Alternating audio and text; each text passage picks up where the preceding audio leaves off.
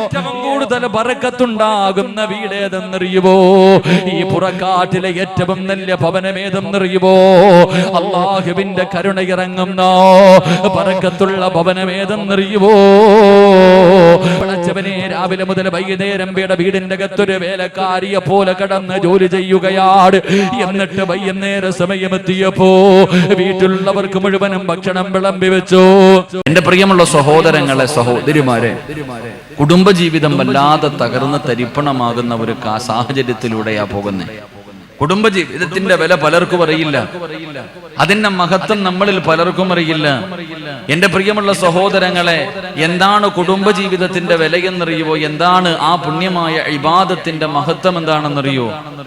എന്റെ പ്രിയമുള്ള സഹോദരങ്ങളെ, നമ്മുടെ എല്ലാവരുടെയും ജീവിതത്തിലെ ഏറ്റവും വലിയൊരു ആഗ്രഹമാണ് സ്വർഗത്തിൽ പോകണം. എല്ലാവരും ആഗ്രഹിക്കുന്നത്, ഈ സദസ്സിലിരിക്കുന്ന ഓരോ മനുഷ്യനും ആഗ്രഹിക്കുന്നത് എനിക്ക് സ്വർഗത്തിൽ പോകണമെന്ന് വല്ലാത്ത മോഹമാ. അള്ളാഹുവിനെ ഭയന്നുകൊണ്ട് 5 നേരം നിസ്കരിച്ച് നടക്കുന്ന ഒരു മനുഷ്യൻ ആഗ്രഹിക്കുന്നതും സ്വർഗത്തിൽ പോകാൻ. എങ്കിൽ കള്ളു കുടിച്ചുകൊണ്ട് നിസ്കരിക്കാതെ നടക്കുന്ന, അഹങ്കാരിയെ പോലെ നടക്കുന്ന ഒരു മനുഷ്യന്റെയും ആഗ്രഹമാണ് സ്വർഗത്തിൽ പോകണം. എല്ലാവർക്കും വല്ലാത്ത മോഹമാണ്. നമ്മൾ ആരും ആ സ്വർഗം കണ്ടിട്ടില്ല. പക്ഷേ മഹാനായ നബി മുഹമ്മദ് മുസ്തഫ സല്ലല്ലാഹു അലൈഹി വസല്ലമ തങ്ങൾ ആ സ്വർഗം കണ്ടു, ആ സ്വർഗത്തിലെ അനുഗ്രഹങ്ങൾ കണ്ടു. എന്നിട്ട് അല്ലാഹുവിന്റെ പ്രവാചകൻ അവിടെ നിന്ന് വന്നിട്ട് ആ സ്വർഗത്തിന്റെ അനുഗ്രഹങ്ങളെ കുറിച്ച് നമുക്ക് പറഞ്ഞു തരുമ്പോ, എന്റെ പ്രിയമുള്ളവരെ, നമുക്ക് ആ സ്വർഗത്തിലേക്ക് കടന്നു പോകാൻ വല്ലാത്ത മോഹമാണ്. അത് ജീവിതത്തിലെ ഒരു വലിയ അഭിലാഷമായി ഞാനും നിങ്ങളും കാണുമ്പോൾ, എന്റെ പ്രിയമുള്ളവരെ, അല്ലാഹുവിന്റെ പ്രവാചകന് അതാ സ്വർഗത്തെ കുറിച്ച് പറഞ്ഞു കൊടുക്കുമ്പോ സഹാബത്ത് മുഴുവനും ഉൾക്കൊള്ളാൻ കഴിയാതെ പ്രവാചകന്റെ മുഖത്തേക്ക് നോക്കിയിരിക്കുമ്പോ, അല്ലാഹുവിന്റെ ഖുർആൻ എന്താണ് സ്വർഗത്തെ കുറിച്ച് പറഞ്ഞതെന്നറിയുമോ? അല്ലാഹുവിന്റെ ഖുർആൻ അവിടെ നിന്ന് പറയുകയാണ്, അള്ളാന്റെ വിശുദ്ധമായ ഖുർആൻ പറയുകയാ, നിങ്ങൾക്ക് എത്ര പറഞ്ഞു തന്നാലും സ്വർഗത്തിനെ കുറിച്ച് മനസ്സിലാക്കാൻ കഴിയില്ല.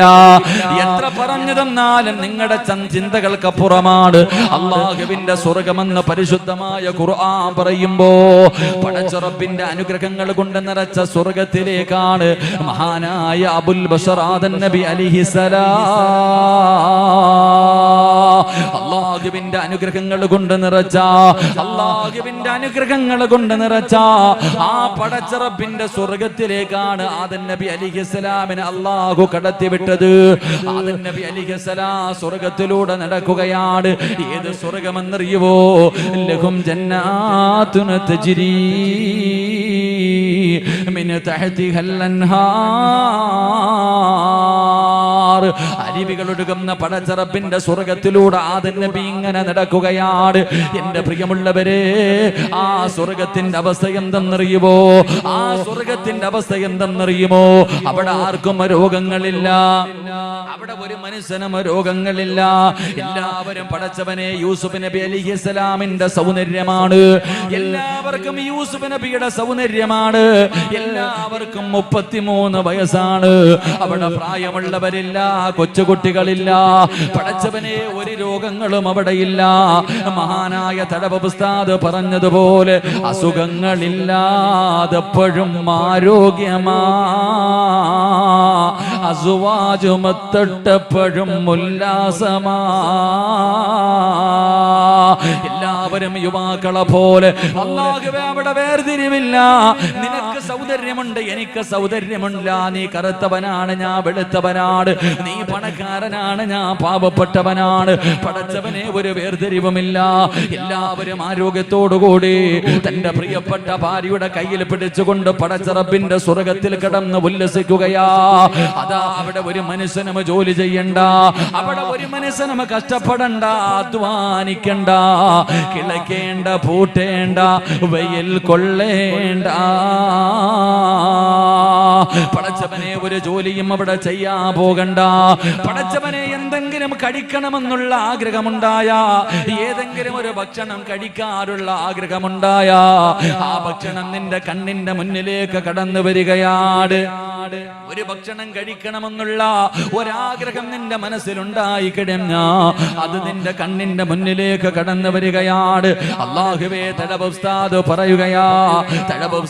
പറയുകയാണ്, പടച്ചവനെ, ആ സ്വർഗത്തിലൂടെ കള്ളിന്റെ ആറിങ്ങനെ ഒഴുകുകയാണ്. കള്ളിന്റെ ആറൊഴുകുന്നു, തേനിന്റെ പുഴയൊഴുകുന്നു, പടച്ചവനെ, പാലിന്റെ നദികൾ ഒഴുകുകയാണ്. അല്ലാഹുവിന്റെ സ്വർഗത്തിന്റെ അനുഗ്രഹങ്ങൾ അതാ ആദം നബി ആ സ്വർഗത്തിലൂടെ ഇങ്ങനെ ഉല്ലസിച്ചുകൊണ്ട് നടക്കുകയാണ്. ആ സ്വർഗത്തിലൂടെ മഹാനായ ആദം നബി ഇങ്ങനെ ഉല്ലസിച്ച് നടക്കുകയാ. കുറെ നാളുകൾ കഴിഞ്ഞു. ആദം നബി സ്വർഗത്തിലൂടെ ഇങ്ങനെ നടക്കുമ്പോ അല്ലാഹു സുബ്ഹാനഹു വ തആല നോക്കുമ്പോ ആദം നബിക്കൊരു സന്തോഷമില്ല. അല്ലാഹുവിന്റെ സ്വർഗത്തിലൂടെ സർവാനുഗ്രഹങ്ങൾക്ക് നടുവിലൂടെ നടന്നിട്ട് പോലും ആദം നബിക്കൊരു സന്തോഷമില്ല. അല്ലാഹു ആദം നബിയോട് ചോദിക്കുന്നു, ആദമേ, എന്തേ നിന്റെ മുഖത്തൊരു സന്തോഷമില്ലാത്തത്? എന്തേ നിന്റെ മുഖത്തൊരു സന്തോഷമില്ലാത്തത്? സ്വർഗത്തിലൂടെ നടന്നു പോകുന്ന ആദം നബിയോടാ ചോദിക്കുന്നത്. ഈ അനുഗ്രഹങ്ങൾ മുഴുവനും നിനക്ക് കിട്ടിയിട്ടും എന്താ ഒരു സന്തോഷമില്ലാത്തതെന്ന് ചോദിക്കുമ്പോ ആദം നബി അല്ലാഹുവോട് പറഞ്ഞ മറുപടി എന്തെന്നറിയോ?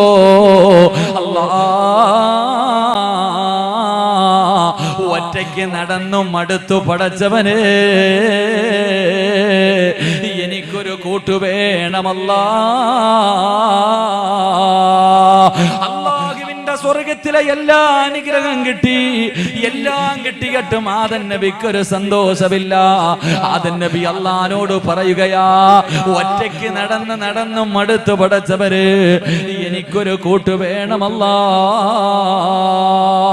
അവസാനം അല്ലാഹു സുബ്ഹാനഹു വ തആല ആദം നബിക്കൊരു ഇണയെ കൊടുക്കുകയാണ്, ഒരു കൂട്ടിനെ കൊടുക്കുകയാണ്. മഹ്ദി ഹവ്വാ ബീബി റളിയല്ലാഹു തആല അൻഹാ. പടച്ചവനെ, തനിക്കൊരു ഇണയെ കൊടുത്തപ്പോ ആദം നബിക്ക് സന്തോഷമുണ്ടായി, സമാധാനമുണ്ടായി എന്ന് ചരിത്രം നമുക്ക് പഠിപ്പിച്ചു തരുമ്പോ എന്റെ പ്രിയമുള്ള മുസ്ലിമേ, സ്വർഗത്തിലെ സർവ്വ അനുഗ്രഹങ്ങൾ കിട്ടിയിട്ടും സന്തോഷമായില്ല. എപ്പോഴാണ് സന്തോഷമായത്? തനിക്കൊരു ഇണയെ കിട്ടിയപ്പോഴാണ് സന്തോഷമായത്. ഇതിനെക്കാളും ഒരു വലിയ തെളിവ് വേണ്ടല്ലോ, ഇതിനെക്കാളും ഒരു തെളിവ് വേണ്ടല്ലോ. എന്റെ പ്രിയമുള്ളവരെ, ഒറ്റയ്ക്കുള്ള ജീവിതം സന്തോഷമുള്ള ജീവിതമല്ല, ഒറ്റയ്ക്കുള്ള ജീവിതം സമാധാനമുള്ള ജീവിതമില്ല. എന്റെ പ്രിയപ്പെട്ടവരെ, പലരും ചോദിക്കും, എന്തിനാ ഉസ്താദേ വിവാഹം കഴിക്കുന്നത്? ഒറ്റയ്ക്ക് ജീവിച്ചാ മതിയല്ലോ, ഒറ്റയ്ക്ക് ജീവിക്കുന്നതല്ലേ സുഖമെന്ന് പറയുന്നവരെ, ഒരിക്കലുമല്ല. എന്തിനാണ് വിവാഹം കഴിക്കാൻ പറഞ്ഞതെന്നറിയുവോ? എന്തിനാണ് വിവാഹം കഴിക്കാൻ പറഞ്ഞതെന്നറിയുവോ? അതിനുള്ള മറുപടി അല്ലാഹു തന്നെ പറയുന്നുണ്ട്. അല്ലാഹുവിന്റെ വിശുദ്ധമായ ഖുർആൻ പറയുകയാ, വമിൻ ആയാതിഹി അൻ ഖലഖ ലക്കും മിൻ അൻഫുസികും അസ്വാജാ ലിതസ്കുനൂ ഇലൈഹാ. എന്തിനാണ് വിവാഹം കഴിക്കുന്നതെന്നറിയുവോ? നിനക്കൊരു സന്തോഷമുള്ള ജീവിതം കിട്ടാനാ, നിനക്കൊരു സമാധാനമുള്ള ജീവിതം കിട്ടാനാ വിവാഹം കഴിക്കാൻ അല്ലാഹു പറയുന്നതെങ്കിൽ എന്റെ പ്രിയമുള്ളവരെ, പരിശുദ്ധമായ ഖുർആൻ പറയുകയാ, വിവാഹം കഴിച്ചാ സന്തോഷം കിട്ടും, സമാധാനമുള്ള ഒരു ജീവിതമുണ്ടാകും, നിന്റെ ജീവിതത്തിൽ ആനന്ദമുണ്ടാകും. അല്ലാഹുവിന്റെ ഖുർആൻ അവിടെന്ന് പറയുമ്പോ എന്റെ പ്രിയമുള്ളവരെ, ഈ സദസ്സിലിരിക്കുന്ന വിവാഹം കഴിച്ച ഓരോ ആണുങ്ങളും പെണ്ണുങ്ങളും നെഞ്ചത്ത് കൈവച്ചിട്ട് പറ, നിന്റെ ജീവിതം സന്തോഷത്തിലാണോ? നിങ്ങളുടെ ജീവിതം സന്തോഷത്തിലാണോ? പടച്ചവനെ, ഇന്ന് വിവാഹം കഴിച്ചത് കാരണം സമാധാനമില്ലാതെ നടക്കുകയാ. സന്തോഷമില്ലല്ലോ, സമാധാനമില്ലല്ലോ. എവിടെ നിന്നാണ് സമാധാനം കിട്ടുന്നതെന്ന് തേടിയിട്ട് ഇന്ന് ആണുങ്ങളും പെണ്ണുങ്ങളും പരക്കം പായുന്ന കാലവാ.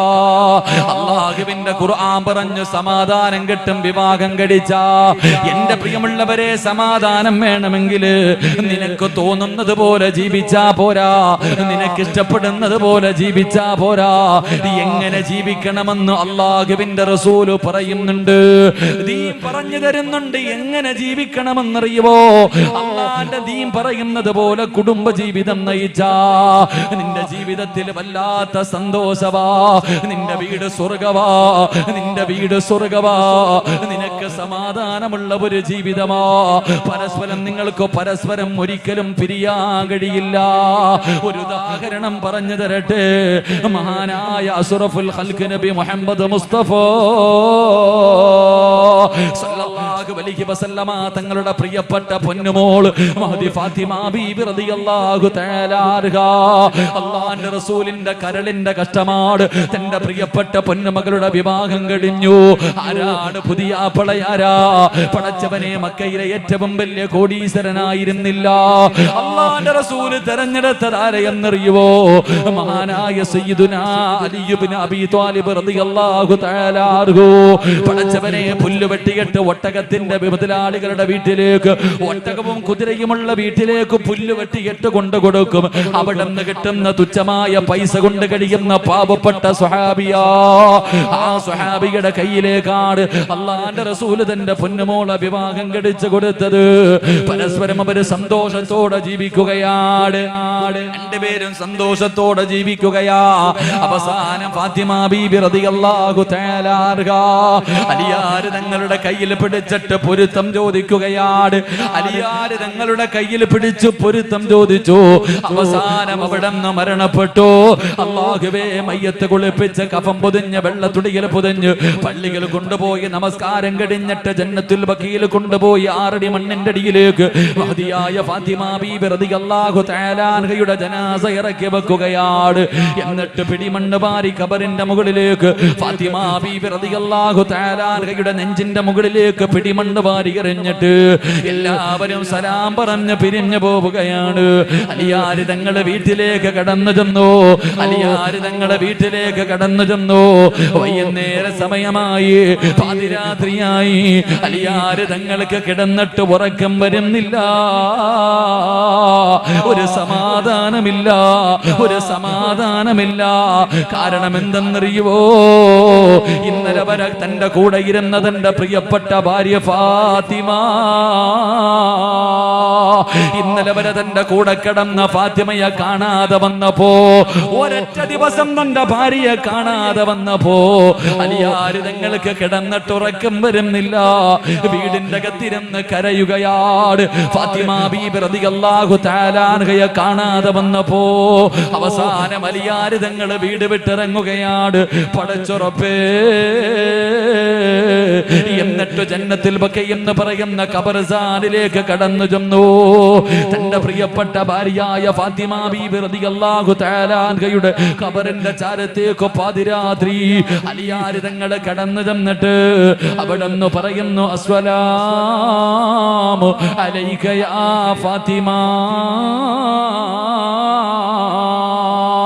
പാതിരാത്രി തന്റെ പ്രിയപ്പെട്ട ഭാര്യയെ കൊണ്ട് ഖബറടക്കിയതിന്റെ 1ാമത്തെ രാത്രിയുണ്ടല്ലോ, തന്റെ ഭാര്യയുടെ ഖബറിന്റെ ചാരത്തു ഭർത്താവ് പോയി നിന്നിട്ട് അവിടെ നിന്ന് സലാം പറയുന്നു. ഫാത്തിമ 1ാമത് സലാം പറഞ്ഞു. ഫാത്തിമ ബീബി സലാം അടക്കുന്നില്ല. 2ാമത് അലിയാർ തങ്ങൾ സലാം പറഞ്ഞു. മടക്കാതെ വന്നപ്പോ അലിയാർ തങ്ങൾ ചോദിക്കുന്നു, ഫാത്തിമ, എന്നോട് പിണക്കമാണോ ഫാത്തിമ? എന്റെ സലാം അടക്കാത്തതെന്തേ ഫാത്തിമ? തന്റെ ഭാര്യ ഖബറിന്റെ അകത്ത് കിടന്ന് സലാം അടക്കാതെ വന്നപ്പോ പൊട്ടിക്കരഞ്ഞുകൊണ്ട് ഭർത്താവ് ചോദിക്കുന്നു, എന്നോട് പിണക്കമാണോ ഫാത്തിമ? മരിച്ചെന്ന് വിശ്വസിക്കാൻ കഴിയുന്നില്ലോ.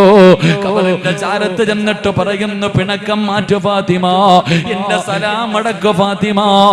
എത്ര പറഞ്ഞിട്ടും സലാം അടക്കാതെ വന്നപ്പോ തന്റെ ഭാര്യയുടെ മുകളിൽ തന്റെ പ്രിയപ്പെട്ടവളുടെ മുകളിൽ വാരികെട്ടിരിക്കുന്ന പച്ചമണ്ണിന്റെ മുകളിലേക്ക് കൈവച്ചിട്ട് അലിയാർ തങ്ങൾ പറയുന്നു, ഖബറേ എന്റെ ഫാത്തിമയോട് സലാം അടക്കാ പറ ഖബറേ, എന്റെ ഭാര്യയോട് പിണങ്ങല്ലേ എന്ന് പറ ഖബറേ, എന്റെ ഭാര്യയോട് പറ എന്റെ സലാം അടക്കാ. പൊട്ടിക്കരഞ്ഞുകൊണ്ട് ഭാര്യയുടെ ഖബറിന്റെ ചാരത്തിരുന്നിട്ട് ഒരു ഭർത്താവ് ചോദിക്കുന്നു, എന്റെ ഭാര്യയുടെ വീട് എങ്ങനെയുണ്ട്, എന്റെ ഭാര്യയുടെ വിശേഷം എങ്ങനെയുണ്ട്, എന്റെ ഭാര്യയുടെ മണിയറയെ കുറിച്ചൊന്ന് പറഞ്ഞു തരുമോ? വിവാഹത്തിന്റെ ഒന്നാമത്തെ രാത്രി മണിയറയ്ക്കകത്തേക്ക് കടന്നു വന്ന അലിയാർ തങ്ങളോട് ഫാത്തിമ എന്ന പ്രിയപ്പെട്ട അള്ളാന്റെ റസൂലിന്റെ പൊന്നുമോള് കരഞ്ഞുകൊണ്ട് പറയുന്നു, അലിയേ ഇവിടെയല്ല മണിയറ, വിവാഹത്തിന്റെ ഒന്നാമത്തെ രാത്രിയല്ല മണിയറ. മണിയറ എവിടെയെന്നറിയുവോ? എവിടെയാണ് മണിയറയാക്കേണ്ടതെന്നറിയുവോ? വിവാഹത്തിന്റെ ഒന്നാമത്തെ രാത്രിയല്ല, എവിടെയാണ് മണിയറ ഒരുക്കേണ്ടതെന്നറിയുവോ? അൽ ഖബറു അവ്വലു മൻസിലിൻ മിൻ മനാസിലിൽ ആഖിറ. വിവാഹത്തിന്റെ ഒന്നാമത്തെ രാത്രി മണിയറയ്ക്കകത്ത് കടന്നു വന്ന ഭർത്താവിനോട് അലിയാര് തങ്ങളോട് മണ്ണറയാണ് മണിയറയാക്കേണ്ടത്, ആറടി മണ്ണാണ് മണിയറയാക്കേണ്ടത് എന്ന് ഭർത്താവിനോട് പറഞ്ഞു കൊടുത്ത പ്രിയപ്പെട്ട ഭാര്യ അലിയാര് തങ്ങൾ ചോദിക്കുന്നു, ഖബറേ എന്റെ ഭാര്യയുടെ വിശേഷമൊന്ന് പറഞ്ഞു തരുവോ? എന്റെ ഭാര്യയോട് എന്റെ സലാം അടക്കാനെന്ന് പറയുവോ? ജീവിച്ചിരിക്കുന്ന ഭാര്യയോട് പറയുന്നത് പോലെ ഖബറിന്റെ ചാരത്ത് ചെന്നിരുന്ന് പറഞ്ഞു എന്ന് ചരിത്രം നമുക്ക് പഠിപ്പിച്ചു തരുമ്പോ, ജീവിതമെന്ന് പറഞ്ഞാൽ എങ്ങനെയാ, കുടുംബജീവിതമെന്ന് പറഞ്ഞാൽ എങ്ങനെയാ? എന്റെ പ്രിയമുള്ളവരെ, അല്ലാഹുവിന്റെ ഖുർആൻ പറയുകയാ, എന്തിനാണ് വിവാഹം കഴിക്കാൻ പറഞ്ഞത്? നിനക്ക് സന്തോഷമുള്ള ഒരു ജീവിതം വേണോ? സമാധാനമുള്ള ഒരു ജീവിതം വേണോ? ആ ജീവിതം കിട്ടാനാണ് വിവാഹം കഴിക്കാൻ അല്ലാഹുവിന്റെ ഖുർആൻ പറയുമ്പോ, എന്റെ പ്രിയമുള്ള മുസ്ലിമേ, ഖുർആൻ പറഞ്ഞു വിവാഹം കഴിച്ചാ സമാധാനം കിട്ടും. അല്ലാഹുവിന്റെ ഖുർആൻ പറഞ്ഞു വിവാഹം കഴിച്ചാ സന്തോഷം കിട്ടും, സമാധാനം കിട്ടും. അല്ലാഹു നമുക്ക് നൽകി അനുഗ്രഹിക്കുമാറാകട്ടെ. നമ്മൾ പലരും വിവാഹം കഴിച്ചവരാ, പക്ഷെ നമുക്ക് സന്തോഷമുണ്ടോ? നമുക്ക് സമാധാനമുണ്ടോ? കണ്ണീര് കുടിച്ചോണ്ടിരിക്കുക. എടാ വൈകുന്നേരം 10 മണിയായി 10:30 വീട്ടിൽ പോകുന്നില്ല. കാരണം എന്തേ? ഭാര്യയെ കാണാൻ വയ്യ. പല ചെറുപ്പക്കാർക്കും വീട്ടിൽ പോകാൻ മടിയ. കാരണം എന്തേ? ഭാര്യ അല്ലാഹുവേ ഉള്ള സമാധാനം പോയി. ഇനി ആരെങ്കിലും വീട്ടിൽ പോയാ എങ്ങനെങ്കിലും ഒന്ന് നേരം വെളുത്താൽ മതി, പടച്ചവനെ ഒന്ന് പുറത്തു പോകാൻ, എങ്ങനെങ്കിലും ഒന്ന് നേരം വെളുത്താൽ രക്ഷപ്പെടാൻ മതി. ഇതാ നമ്മുടെ ചിന്ത. എന്റെ പ്രിയപ്പെട്ട സഹോദരങ്ങളെ, എന്തുകൊണ്ടാണ് നമ്മുടെ ജീവിതം ഇങ്ങനെ അധപ്പതിച്ചു പോയത്? എന്റെ പ്രിയപ്പെട്ട സഹോദരങ്ങളെ, നമുക്ക് തോന്നുന്നത് പോലെ ജീവിക്കുന്നത് കൊണ്ടാണ്. നമുക്ക് തോന്നുന്നത് പോലെ ജീവിക്കുന്നത് കൊണ്ടാണ്. ഇസ്ലാം പറയുന്നുണ്ട് എങ്ങനെ ജീവിക്കണം, എങ്ങനെ ജീവിച്ചാലാണ് നമുക്ക് രക്ഷപ്പെടാൻ കഴിയുന്നത്, നാളെ സ്വർഗത്തിലും ഒരുമിച്ച് കൂടാൻ കഴിയുന്നത്. ഖുർആൻ പറയുന്നുണ്ട് അങ്ങനെ ജീവിക്കാൻ അള്ളാഹു എനിക്കും നിങ്ങൾക്കും ഭാഗ്യം നൽകി അനുഗ്രഹിക്കുമാറാകട്ടെ. എന്റെ പ്രിയമുള്ള സഹോദരങ്ങളെ, അള്ളാഹു ഭാഗ്യം നൽകി അനുഗ്രഹിക്കുമാറാകട്ടെ. ഉറക്കപ്പറ, അള്ളാഹു ഭാഗ്യം നൽകി അനുഗ്രഹിക്കുമാറാകട്ടെ. എന്റെ പ്രിയപ്പെട്ടവരെ, ദുനിയാവിലെ ഭാര്യയെ സ്വർഗത്തിലും ഭാര്യയായിട്ട് കിട്ടണമെന്ന് ആഗ്രഹമുള്ള ഭർത്താക്കന്മാരൊന്ന് കൈവക്കിക്ക്. ഇത് സ്വാതന്ത്ര്യ ദിനത്തിന് കൊടിവെക്കണ പോലുണ്ട്. സ്റ്റേജിലിരുന്നവരെ ഞാൻ നോക്കിയില്ല, പൊക്കിയോ ഇല്ല. പലരും കൈവെക്കുന്നില്ല. കാരണം എന്താണെന്നറിയാവോ? ഉസ്താദ് ഇവിടെ തന്നെ സഹിക്കുന്നത് പോരാ, ഇനി സ്വർഗത്തിലും ഉണ്ടോ? എനിക്ക് പോണില്ല. എന്റെ പ്രിയപ്പെട്ട സഹോദരങ്ങളെ, കുടുംബജീവിതം പോലെ ആനന്ദമുള്ള ഒന്നും ഈ ദുനിയാവിലില്ല. പഠിക്കണം. കുടുംബജീവിതം പോലെ സന്തോഷവും സമാധാനവുമുള്ള ഒന്നും ഈ ദുനിയാവിലില്ല. സ്വർഗത്തിലെ സർവ്വ അനുഗ്രഹങ്ങൾ കിട്ടിയിട്ടും ആദം നബിക്ക് സന്തോഷം കിട്ടിയില്ല. സന്തോഷം കിട്ടിയത് അപ്പോഴാ, ഒരു പെണ്ണ് കിട്ടിയപ്പോഴാ. അള്ളാഹു നമുക്ക് ഈമാൻ തരുമാറാകട്ടെ. അള്ളാഹു നമുക്ക് ഈമാൻ തരുമാറാകട്ടെ. അതുകൊണ്ട് എൻ്റെ പ്രിയമുള്ള സഹോദരങ്ങളെ, നമുക്ക് സന്തോഷം കിട്ടാത്തതിന്റെ കാരണം, നമ്മുടെ ജീവിതത്തിൽ സമാധാനം കിട്ടാത്തതിന്റെ കാരണം, നമുക്ക് രണ്ടുപേർക്കും ഇങ്ങനെ പരസ്പരം തമ്മിലടിക്കാൻ മാത്രമേ അറിയത്തുള്ളൂ. നമുക്ക് പരസ്പരം അങ്ങോട്ടും ഇങ്ങോട്ടും ഇങ്ങനെ തമ്മിലടിയാ. ഉസ്താദേ, ഭർത്താവ് ഭാര്യയോട് പറയും, നിനക്ക് സ്വർഗത്തിൽ പോകണമെങ്കിൽ എന്റെ പൊരുത്തം വേണം. ഭാര്യക്ക് സ്വർഗത്തിൽ പോകണമെങ്കിൽ ഭർത്താവിന്റെ പൊരുത്തം വേണം. അങ്ങനെ ഭർത്താവിന്റെ പൊരുത്തം ഉണ്ടെങ്കിൽ ഭാര്യക്ക് സ്വർഗത്തിൽ പോകാൻ പറ്റും. എന്നാ മനുഷ്യന്മാരെ നിന്റെ ഭാര്യയുടെ പൊരുത്തം നിനക്കും വേണം കേട്ടോ. അവക്ക് മാത്രമല്ല, നിന്റെ ഭാര്യയുടെ പൊരുത്തം നിനക്കും വേണം.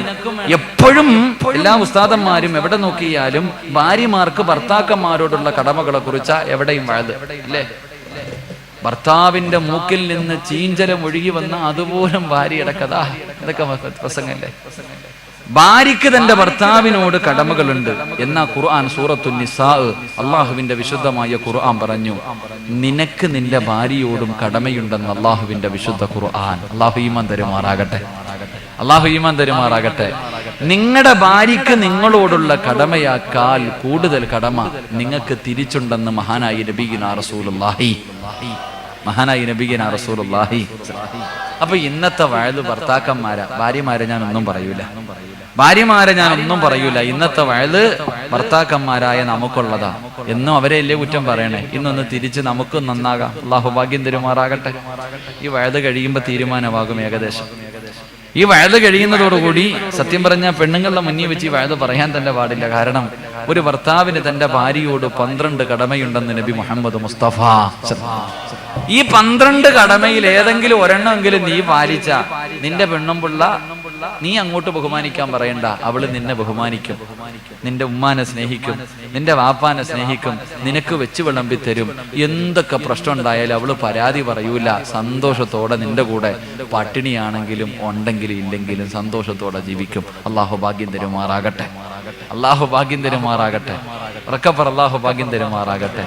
അപ്പൊ ഭർത്താവിന് തന്റെ ഭാര്യയോട് എത്ര കടമയുണ്ട്? എത്ര കടമയുണ്ട്? നിങ്ങൾക്ക് പലർക്കും ഇഷ്ടപ്പെടൂല, കാരണം അങ്ങനെയാണല്ലോ. ഇപ്പൊ ഒരു സ്ഥലത്ത് വഴുതിന് പോയാ അവിടുത്തെ പ്രായമുള്ളവർ പറയും, ഉസ്താദ് ഈ നാട്ടിലെ ചെറുപ്പക്കാരൊന്നും ശരിയല്ല. വഴുത് പറയുമ്പോ ഒന്ന് പറയണം കേട്ടോ. ചെറുപ്പക്കാർ വന്നിട്ട് പറയും, ഉസ്താദ് കിളവന്മാരൊന്നും ശരിയല്ല, പള്ളിയുടെ മുന്നിൽ ഇരുന്ന് ഇറച്ചി തീറ്റിയ, ഒന്ന് പള്ളിക്കുഴി പോകാൻ സമയമായി എന്നിട്ട് നന്നായിട്ടില്ല, ഒന്ന് പറഞ്ഞേക്കണം.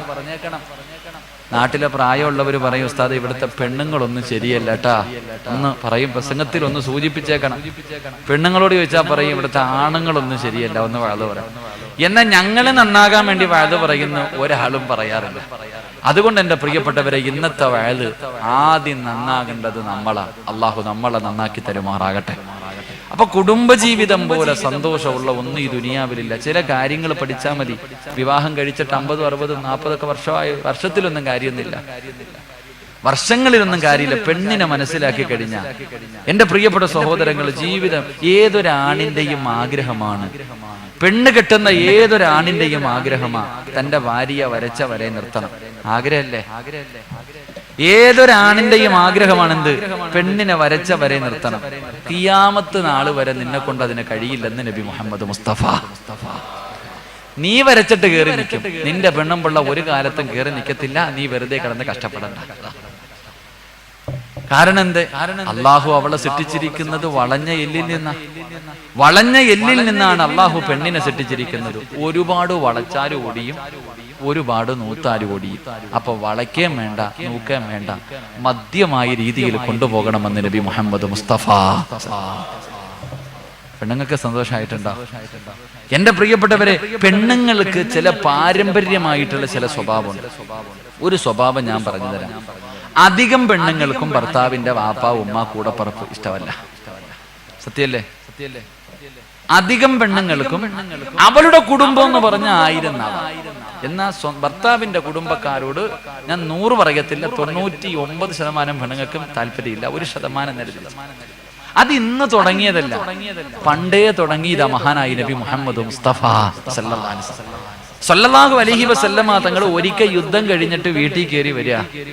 ആയിഷ ബീവി റളിയല്ലാഹു തആല അൻഹ വീടിന്റെ മുന്നിൽ ഇങ്ങനെ നിൽക്കുക. ഒരു യുദ്ധം കഴിഞ്ഞിട്ടാ പ്രവാചകൻ വരുന്നേ. പള്ളി വന്ന് നിസ്കാരം കഴിഞ്ഞ് വീട്ടിലേക്ക് കയറി വന്നപ്പോ ഭാര്യ വീടിന്റെ കവാടത്തിൽ വെച്ച് പിടിച്ചു നിർത്തിയിട്ട് ചോദിക്ക, ഭാര്യമാരിൽ ഏറ്റവും ഇഷ്ടം ആരോടാ നബി? മഴവെള്ളപ്പൊക്കത്തിൽ സർവ്വതും നഷ്ടപ്പെട്ടു. അവസാനം ഗവൺമെന്റ് പറഞ്ഞു, പഞ്ചായത്ത് ഓഫീസിൽ പോയാൽ എന്തെങ്കിലും കിട്ടും. അങ്ങനെ പേപ്പറും പറക്കിയിട്ട് രാവിലെ മുതൽ വൈകുന്നേരം വരെ ദിവസങ്ങളായിട്ട് ഇങ്ങനെ നടക്കാം. അവസാനം പറഞ്ഞു ഇന്ന് കിട്ടും. അങ്ങനെ രാവിലെ മുതൽ അവിടെ പോയി നിന്നു. 12 മണിയായി, 1 മണിയായി, 2 മണിയായി. അവസാനം അവന്റെ മുന്നിൽ പോയപ്പോ അവൻ പറയുന്നു, നീ പോയി ആധാറിന്റെ കോപ്പി എടുത്തോണ്ട് വരാൻ. പടച്ചവൻ അവിടെ നിന്നുകൊണ്ട് മനസ്സി അവന്റെ തന്തയ്ക്കും തള്ളയ്ക്കും സർവ്വതും വിളിച്ചിട്ട് ഒന്നും വേണ്ടാന്ന് പറഞ്ഞ് വീട്ടിൽ കയറി വരുമ്പോ നമ്മുടെ പെണ്ണുമ്പുള്ള വീടിന്റെ കവാടത്തിൽ വെച്ചിട്ട് ഇക്കാ നിങ്ങൾക്ക് ഏറ്റവും ഇഷ്ടം ആരെയാണെന്ന് ചോദിച്ചാൽ എന്തായിരിക്കും മറുപടി? ഒറ്റയടിക്ക് താഴെ കിടക്കും അവള്. അല്ലെങ്കിൽ പറയും നിന്റെ വാപ്പാരയാണ്, നമുക്ക് ദേഷ്യം വരും. അള്ളാന്റെ റസൂൽ സല്ലല്ലാഹു അലൈഹി വസല്ലമ തങ്ങള് വീട്ടിലേക്ക് യുദ്ധം കഴിഞ്ഞിട്ടാ മടങ്ങി വരുന്ന നബിയെ 11 ഭാര്യമാരിൽ ഏറ്റവും ഇഷ്ടം ആരെയാ നബിയെ? അള്ളാന്റെ റസൂല് പറഞ്ഞു, എനിക്ക് ഏറ്റവും ഇഷ്ടം നിന്നെയാ ആയിഷ. ആയിഷ ബീബി റളിയല്ലാഹു തആല അൻഹ സന്തോഷമായി വീടിന്റെ അകത്ത് കയറി. വീടിന്റെ അകത്ത് കയറിയ പ്രവാചകനെ രണ്ടാമതും പിടിച്ചു നിർത്തിയിട്ട് ചോദിച്ചു, ആണുങ്ങളിൽ വെച്ച് ഏറ്റവും ഇഷ്ടമാരെയാ? ആണുങ്ങളിൽ വെച്ച് ഏറ്റവും ഇഷ്ടമാരെയാ? അള്ളാന്റെ റസൂല് പറഞ്ഞു, നിന്റെ വാപ്പ അബൂബക്കർ സിദ്ദീഖിനെ എനിക്ക് ഏറ്റവും വലിയ ഇഷ്ടം. ആയിഷ ബീബി റളിയല്ലാഹു തആല അൻഹ കെട്ടിപ്പിടിച്ച് ചുംബനം കൊടുത്തു എന്ന് ചരിത്രം പഠിപ്പിക്കുന്നു. അള്ളാഹു ഈമാൻ നൽകുമാറാകട്ടെ. ഇതാ പെണ്ണ്. നീ അവളുടെ വാപ്പാനെ കുറിച്ചൊന്ന് പറഞ്ഞു നോക്ക്. അള്ളാണ് നിന്റെ ഉപ്പ എത്ര നല്ല മനുഷ്യനാ. അള്ളാ, എന്റെ ഉമ്മ ഒന്ന് പറഞ്ഞു നോക്ക്. പെണ്ണുമ്പിള്ള തലയിൽ കയറിയിരിക്കും. അത് ഞാൻ പറഞ്ഞു, പെണ്ണിന് ചില സ്വഭാവങ്ങളുണ്ട്. ആ സ്വഭാവങ്ങൾ മനസ്സിലാക്കി കഴിഞ്ഞാൽ ഇങ്ങനെ പോകാൻ സന്തോഷത്തോടു കൂടി. അള്ളാഹു ഭാഗ്യം തരുമാറാകട്ടെ. അതുകൊണ്ട് അള്ളാഹുവിന്റെ റസൂൽ സല്ലല്ലാഹു അലൈഹി വസല്ലമ തങ്ങൾ പറയുന്നു, ഒരു ഭർത്താവിന് തന്റെ ഭാര്യയോടുള്ള ഒന്നാമത്തെ കടമ എന്താ?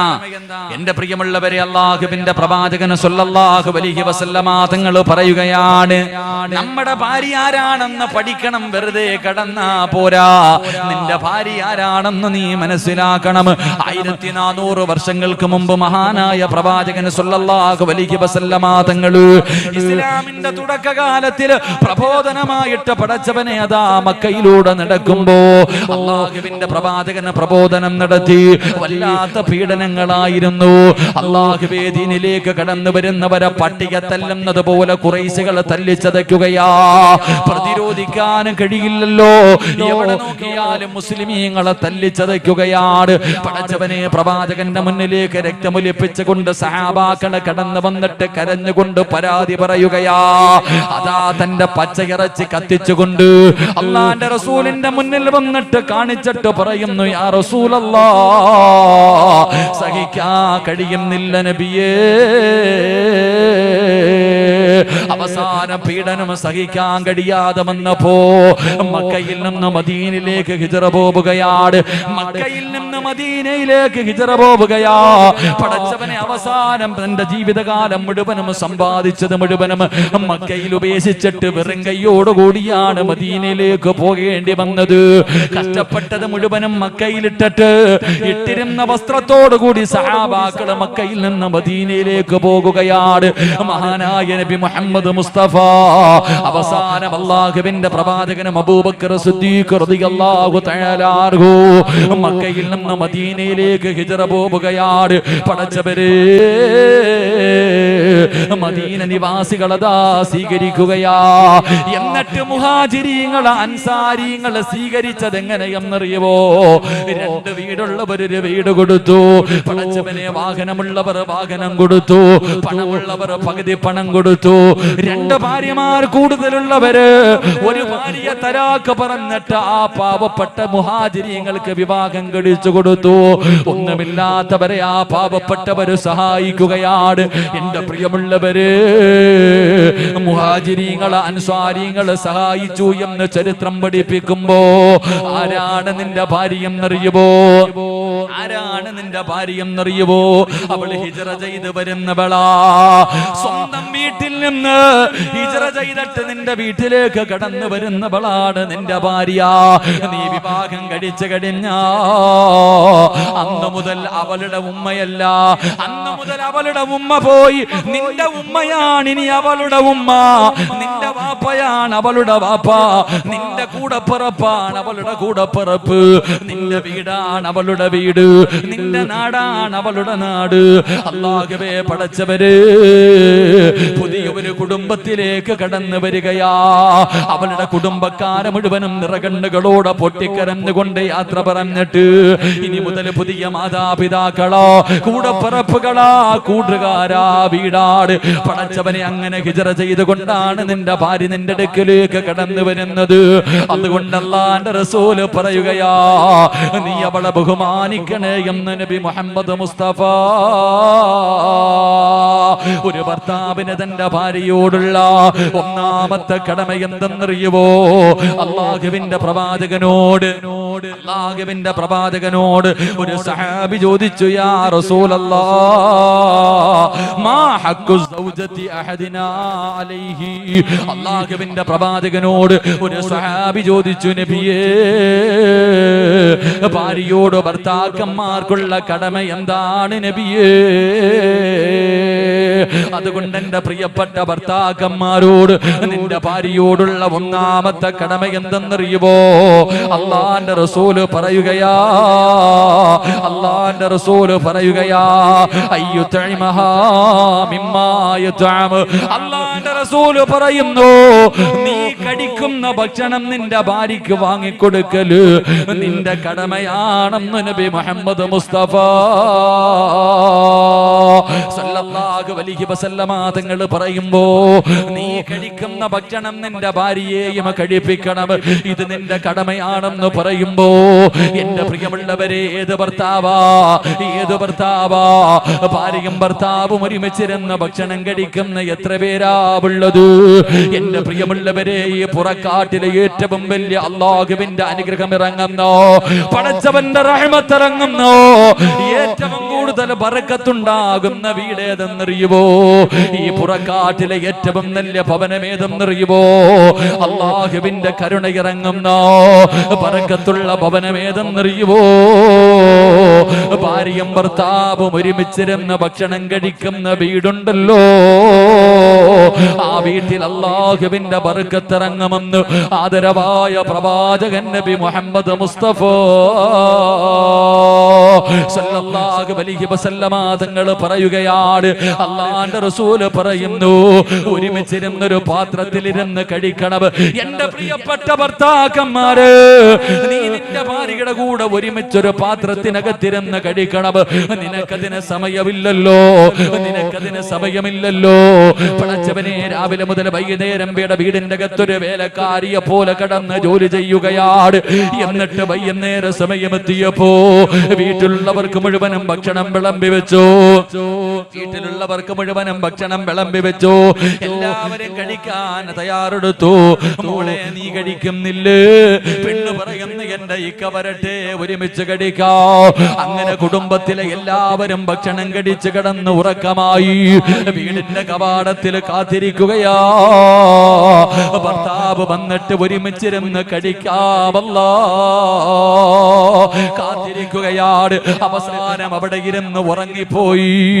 അതാ 10:30 11 മണിയായി. ഭർത്താവ് വീട്ടിലേക്ക് കടന്നു വരികയാണ്. ഭാര്യ ഞെട്ടിയുണർന്ന് കവാടം തുറന്ന് സലാം പറഞ്ഞു സ്വീകരിക്കുകയാ. ആ സമയത്ത് ഭർത്താവ് പറയുന്നു, പെണ്ണ്, ഞാൻ ഭക്ഷണം കഴിച്ചു, വേണമെങ്കിൽ നീ ഒറ്റയ്ക്കിരുന്ന് കഴിച്ചിട്ട് കിടന്നോ. അല്ലാ, ഇടിത്തീ പോലെയാണ് ഭാര്യയുടെ മനസ്സിലേക്ക് അത് തറയ്ക്കുന്നത്. അവസാനം അവളതാടി നിന്റെ ബലിന്റെ മുന്നിലേക്ക് ചെന്നിരുന്നു. ഭക്ഷണം എടുത്തിട്ട് റബ്ബേ വായിലേക്ക് വാരി വെക്കുമ്പോ തൊണ്ടയ്ക്ക് താഴെ ഇറങ്ങുന്നില്ല. അവസാനം എല്ലാം എടുത്തു വെച്ചിട്ട് അതാ കിടപ്പറയിൽ വന്ന് പട്ടിണി കിടക്കുമ്പോ, എന്റെ പ്രിയപ്പെട്ട ഭർത്താവേ, കൂട്ടുകാരുടെ കൂടെ ഹോട്ടലിൽ പോയി പണ്ടം നിറച്ചിട്ട് കടന്നു വരുന്നവര്, എടാ നീ വയറ് നിറച്ച് കഴിച്ചിട്ടാണ് പോകുന്നതെങ്കിലും നിന്റെ ഭാര്യയുടെ കൂടെ നിനക്കുമൊന്ന് പോയിരുന്നു കൂടെ. കഴിച്ചില്ലെങ്കിലും അവരുടെ കൂടെ പോയിരുന്നു ആ പാത്രത്തിനകത്ത് നിന്നൊരൽപ്പം ഭക്ഷണം നിനക്ക് വാരിക്കടിച്ചുകൂടെ. എങ്കിലും നിന്റെ പാവപ്പെട്ടവനെങ്കിലും ഭക്ഷണം കഴിക്കുമല്ലോ. അല്ലാ, ഒരു കരുണ കാണിക്കാത്ത ഭർത്താക്കന്മാരുണ്ട്. എങ്കിലെന്റെ പ്രിയപ്പെട്ട ഭർത്താക്കന്മാര്,